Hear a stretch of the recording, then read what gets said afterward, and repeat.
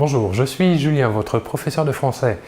Donc pour le niveau A1, nous sommes maintenant à l'unité 2 et je vais vous parler des verbes du premier groupe en ER, des verbes à une base et des verbes à deux bases.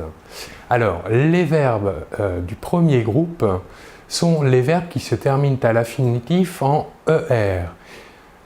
Les terminaisons des verbes en ER au présent de l'indicatif sont les suivantes.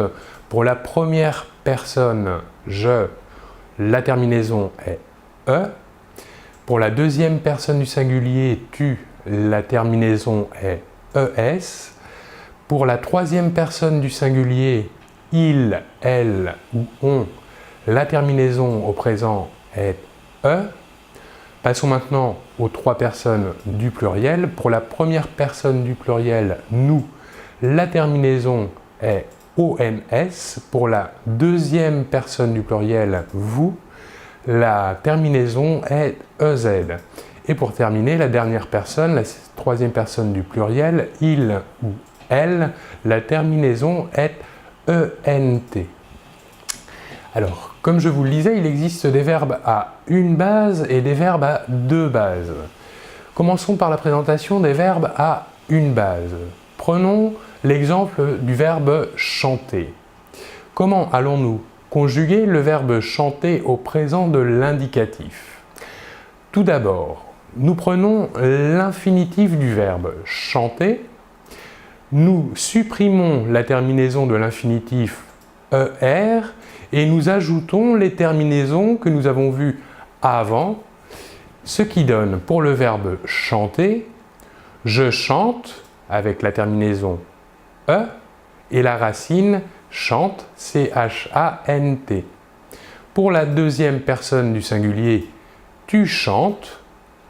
Pour la troisième personne du singulier, il, elle ou on chante.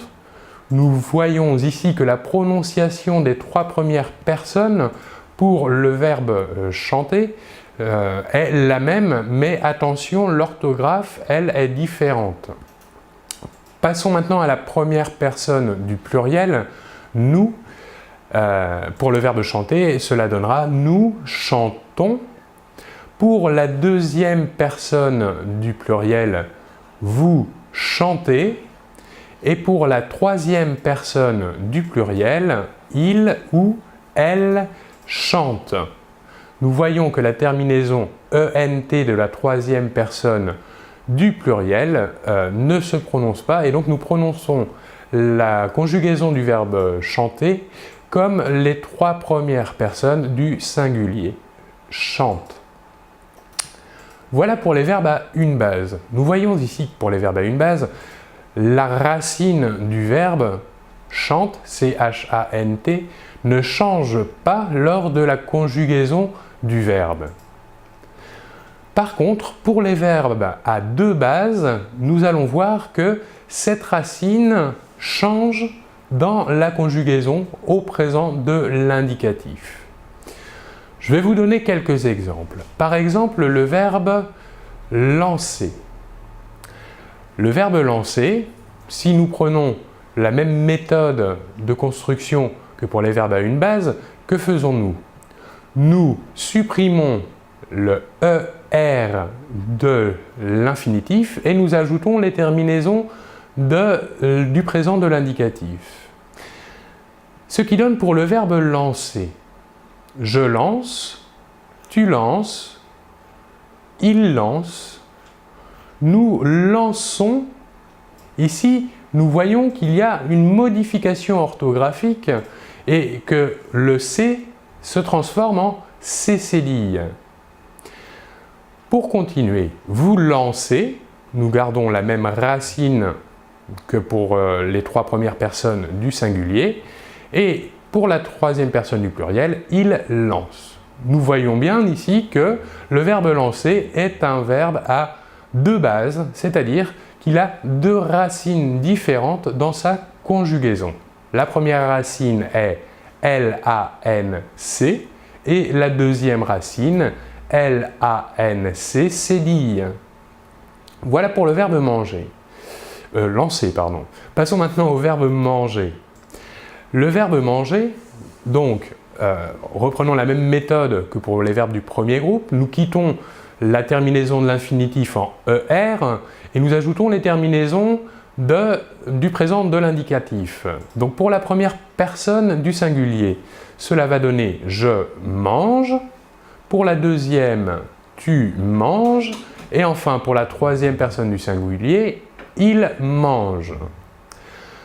Nous voyons que pour la première personne du pluriel, il existe une modification orthographique. En effet, la racine du verbe change et devient mange, M-A-N-G-E, alors que pour les premières personnes, la racine était M-A-N-G.